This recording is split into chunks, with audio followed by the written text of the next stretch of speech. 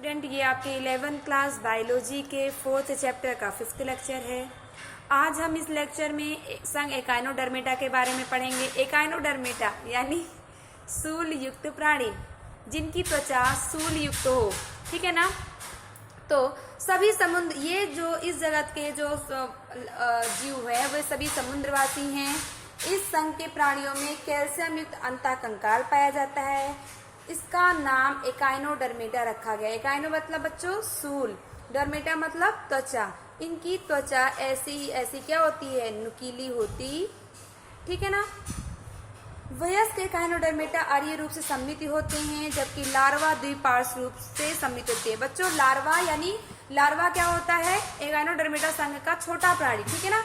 जब लार्वा बड़ा हो जाता है तब जो है एकाइनोडर्मेटा का बड़ा प्राणी बनता है, ठीक है। जैसे मान लो अंडा है, अंडा से निकल के दूसरे जीव बने, इसी प्रकार से लार्वा।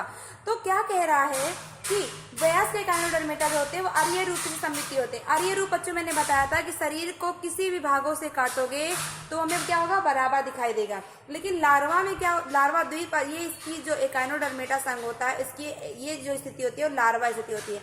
तो ये द्विपार्श्व सममित होते हैं, इनको लंब अक्ष से काटने पर क्या होते हैं, दो बराबर भागों में बढ़ जाते हैं।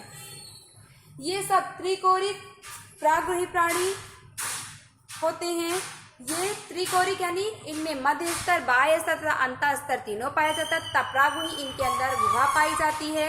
दूसरा बात क्या होता है, इनकी एक विशेषता होती है, इनमें जल संवहन तंत्र पाए जाते हैं। पूछा जाता है कि कौन से संघ में जल संवहन तंत्र पाए जाते हैं, तो एकाइनोडर्मेटा संघ में। जो क्या करते हैं, श्वसन में सहायक होते हैं और बच्चों चलन में भी सहायक होते हैं तथा भोजन पकड़ने में भी क्या करते हैं, सहायता करते हैं। एक चीज मैंने मेंशन नहीं की है, इनका जो परिसंचरण तंत्र होता है वो खुला प्रकार का होता है। परिसंचरण तंत्र कैसा होता है, खुला प्रकार का होता है। नर तथा मादा क्या होते हैं, अलग अलग होते हैं। निषेचन सामान्यतः बाह्य होता है, ठीक है, यानी पानी में होता है। परिवर्धन अप्रत्यक्ष यानी डायरेक्ट नया शिशु नहीं होगा, अप्रत्यक्ष से पहले लार्वा बनेगा, इसके बाद नए जीव का निर्माण होगा। परिवर्धन प्रत्यक्ष, परिवर्धन मतलब बच्चों भ्रूण का विकास, यानी अगर एक जीव है तो उससे दूसरा जीव कैसे बन रहा है, तो पहले लार्वा बनता है, इसके बाद नया तारामीन बनेगा या भंगुर तारा, दूसरा भी कोई जीव बनेगा इस संघ का, ठीक। अंडा बच्चों शरीर के बाहर बनता है। पाचन तंत्र पूर्ण होता है, यानी दो मुख पाए जाते हैं, गुदा द्वार एक मुख द्वार, ठीक। इसके उत्सर्जन तंत्र का क्या होता है, अभाव होता है। एग्जाम्पल है एस्टेरियस, एकाइनस जिसको हम समुद्री अर्चिन कहते हैं, दूसरा एंटीडोन जिसको समुद्री लिली कहते हैं, और कुकुमेरिया ये आपके तारामीन का चित्र है और ये आपके भंगुर तारा का। देखो बच्चों आर्य सममिति है ना, अगर इनको हम किसी भी भाग से काटेंगे तो ये क्या होंगे, हमें बराबर दिखाई देंगे। तो ये था आपका संघ एकाइनोडर्मेटा, ठीक है। तो इसमें क्या याद रखना है, सभी प्राणी समुद्री युक्त होते हैं, ये आर्य सममिति होती है, जबकि लार्वा द्विपार्श्व सममिति होती है। ये त्रिकोरिक प्रागुही होते हैं, जल संवहन तंत्र पाया जाता है, नर मादा अलग अलग होते हैं। परिवर्धन अप्रत्यक्ष रूप से होता है और अंडा शरीर के बाहर बनता है। पाचन तंत्र पूर्ण होता है और संचरण तंत्र का अभाव होता है। ये पॉइंट आपको याद रखने हैं। और सभी फाइला में बच्चों आपको मेन इंपॉर्टेंट क्या है, सबके एग्जाम्पल आपको याद रखने हैं। चलिए नेक्स्ट है आपका संघ हेमिकॉर्डेटा।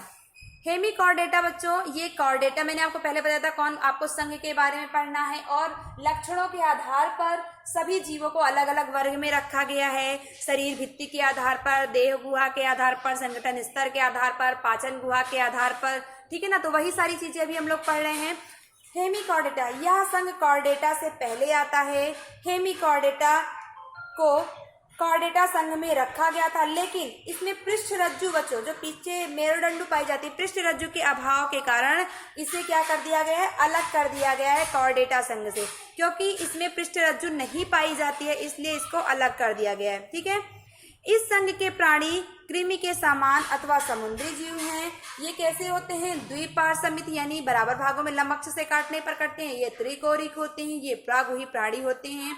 इनका शरीर कैसा होता है बच्चों, बेलनाकार होता है तथा सुंड तथा कॉलर लंबे अक्ष में, सुंड तथा कॉलर लंबे अक्ष में क्या होते हैं, लगे होते हैं।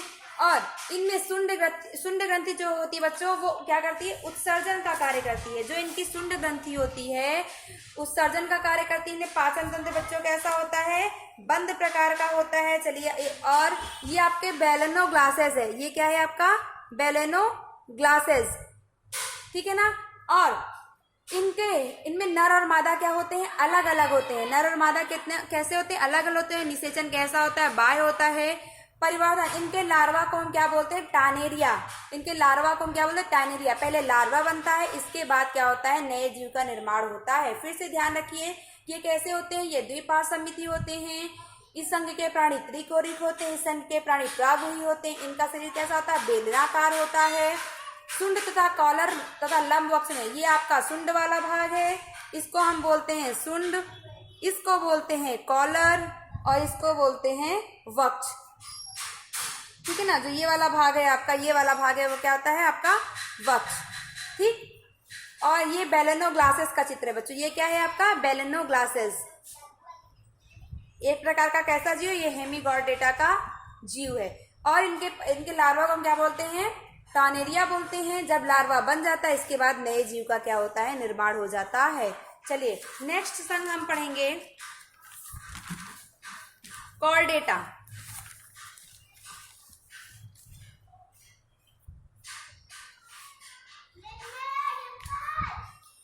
कॉर्डेटा बच्चों, कॉर्ड मतलब होता है रस्सी, एटा मतलब धारक, जिसमें क्या हो? एक संरचना, यानी जिसमें पृष्ठ रज्जु पाई जाती है बच्चों। ये इनको हम क्या कहते हैं? रज्जु की प्राणी भी कहते हैं। पृष्ठ रज्जु जिनमें पाई जाती है, उनको हम क्या बोलते हैं? कॉर्डेटा संघ में रखा गया है। इस संघ में 55,000 जातियां क्या है बच्चों? शामिल है। कशेरुकी संघ के प्राणियों को 3 मूलभूत लक्षण कौन कौन से होते हैं बच्चों? इनमें पृष्ठ, याद रखना है आपको, 3 मूलभूत लक्षण कौन कौन से हैं? इनमें पृष्ठ रज्जु पाई जाती है, इनकी पृष्ठ खोखली तथा तंत्रिका रज्जु होती है, तथा इसमें युग्मित, ग्रसनी तथा क्लोम छिद्र पाए जाते हैं। इसमें बच्चों गुदा, पश्च, पुच्छ तथा बंद पर्शन तंत्र होता है। गुदा के पश्च में पुच्छ, ठीक है ना। जैसे आप गाय को देख लो, बंद पर्शन तंत्र होता है, ठीक है ना। बंद पर्शन तंत्र, या आप मनुष्य को देख लो कि हमारा जो रक्त होता है वो किसमें? वो जो है सिरा और धमनियों द्वारा क्या होता है? बाहर बहता है, इसलिए हम लोग बंद पर्शन तंत्र में आते हैं, ठीक है ना। अब बच्चों, पृष्ठ रज्जु क्या होती है? एक पृष्ठ रज्जु की मैंने ये बात की कि पृष्ठ रज्जु क्या होती है। तो पृष्ठवंशी जंतुओं में जीवन की किसी न किसी अवस्था में जो इनकी मध्य पृष्ठ रेखा पर लंबी क्षणनुमा पाई जाती है, उसे हम क्या बोलते हैं? पृष्ठ रज्जु कहते हैं। एक लचीली, आप देखो आपके पीठ के पीछे एक बिल्कुल मड़के आकार की संरचना होती है, नोटोकार्ड पाई जाती है, मेरुदंड पाई जाती है, जिसका कारण क्या होता है? हमारे शरीर क्या होता है? टिका होता है। हमारे शरीर को क्या मिलता है? आधार मिलता है, ठीक है ना। तो इसलिए भी हम लोग कॉर्डेटा यानी कॉर्डेटा संघ के अंतर्गत आते हैं। पृष्ठ रज्जु जो है बच्चों, नोटोकार्ड पृष्ठ रज्जु क्या होती है? फिर से देखिए, पृष्ठवंशी जंतुओं में जीवन की किसी न किसी अवस्था में मध्य रेखा पर लंबी क्षणनुमा पाई जाती है, एक लचीली संरचना होती है, ठीक है ना। एक लचीली संरचना होती है जिसे हम क्या बोलते हैं? पृष्ठ रज्जु बोलते हैं। पृष्ठ रज्जु कुछ जंतुओं में जीवन भर उपस्थित रहती है, कुछ जंतुओं में क्या होती है? जीवन भर उपस्थित होती है, और कुछ जंतुओं में पृष्ठ रज्जु कशेरुक दंड में क्या होती है? बदल जाती है ना। इसलिए सभी रज्जुकी बच्चों कशेरुकी नहीं होते हैं, जबकि सभी कशेरुकी रज्जुकी होते हैं। यह बात समझ में आई कि जो आपकी पृष्ठ रज्जु होती है वो किस में बदल जाती है? कशेरुक दंड में बदल जाती है, ठीक है ना। जैसे मनुष्य है, उसकी पृष्ठ रज्जु किस में बदल जाती है? कशेरुक दंड में बदल जाती है। लेकिन कुछ सभी रज्जुकी कशेरुकी नहीं होते। क्यों नहीं होते हैं? क्योंकि सबकी जो पृष्ठ रज्जु होती है कशेरुक दंड में बदलती नहीं है। ये कैसे होते बच्चों? ये द्विपार्श्व सममिति होते हैं। हम लोग देखिए, द्विपार्श्व सममिति, अगर हम लोग को लंब अक्ष से काटा जाए तो क्या होगा? 2 बराबर भागों में हम लोग बढ़ जाएंगे। लेकिन क्या हम लोग आर्य सममिति हैं? नहीं है, ठीक। ये त्रिस्तरीय होती है, यानी इसमें मध्य स्तर, बाह्य स्तर, अंतर स्तर तीनों पाया जाता है। ये प्रागुही प्राणी होते हैं तथा अंग स्तर का शारीरिक संगठन होता है। परसंघ तंत्र बंद प्रकार का होता है, यानी सिरा और धमनी दोनों पाई जाती हैं।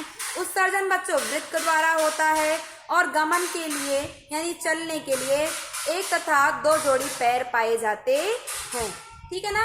ये थी कॉर्डेटा संघ की बात। तो आपको मेन 3 लक्षण क्या याद रखने हैं कि इसमें पृष्ठ रज्जु, पृष्ठ खोखली तंत्रिका रज्जु तथा युग्मित ग्रसनी क्लोम छिद्र पाए जाते हैं।